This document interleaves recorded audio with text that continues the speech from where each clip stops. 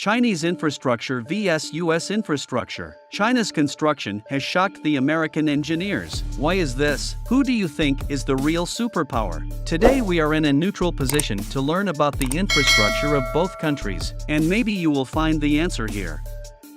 Here are China's infrastructure: high-rise buildings, advanced transportation systems, bridges across the mountains and seas, even in the rural areas, high-rise buildings and concrete roads, which is what China is now.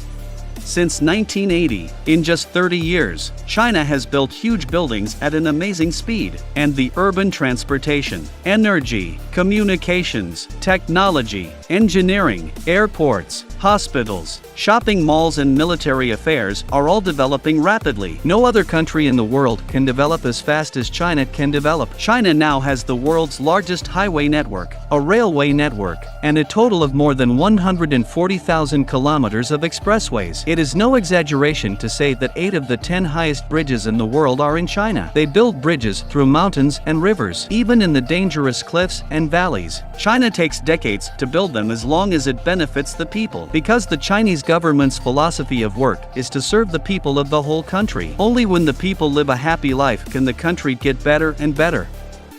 China is not only bridges, but also the largest in the world, with the longest high-speed railway network in the world.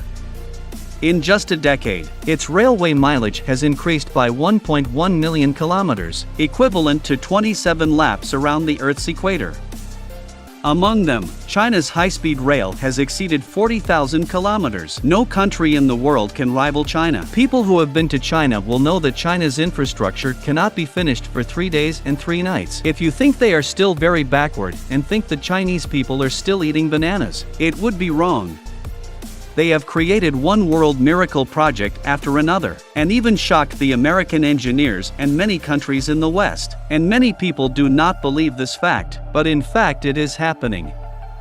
In addition, China is a country like peace and progress. They have helpful spirit. In addition to developing the construction of their own country, they are also helping the rest do the same, through all the way, China to more than 100 countries to build their roads, railways, power plants, ports and other infrastructure, including Egypt, Nigeria, Poland, Pakistan, Italy, Switzerland, Malaysia, and many other countries in the world.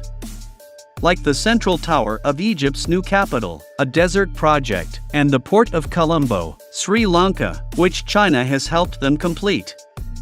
We believe that in the future, China will shine in the world and make more contributions to world stability and development.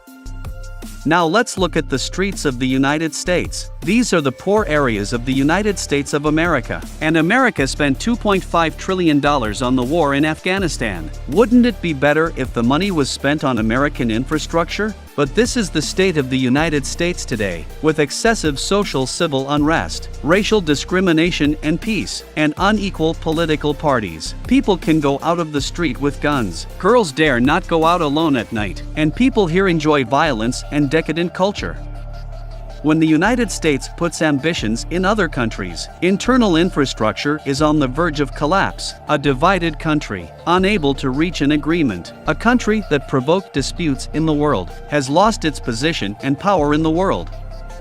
In recent years, every president who has served in the US has talked about improving the country's infrastructure. But so far, the US has remained unchanged, or even worse. On August 1, 2007, due to lack of supervision and inspection, the Minneapolis City Highway I-35W bridge suddenly collapsed in the river. The tragedy happened when more than 100 vehicles suddenly collapsed into the river below. The tragedy caused by the bridge killed 13 people and injured 200 people. After that day, until now has 15 years. No matter who the president is the question is still not solved. The old bridge is still collapsed. The United States has 56,000 bridges. About 1/10 of the bridges need emergency repair and replacement, but was ignored by the government. In the final analysis, suffering or local ordinary people, in the eyes of the world, such a developed country, there should be no bridge collapse.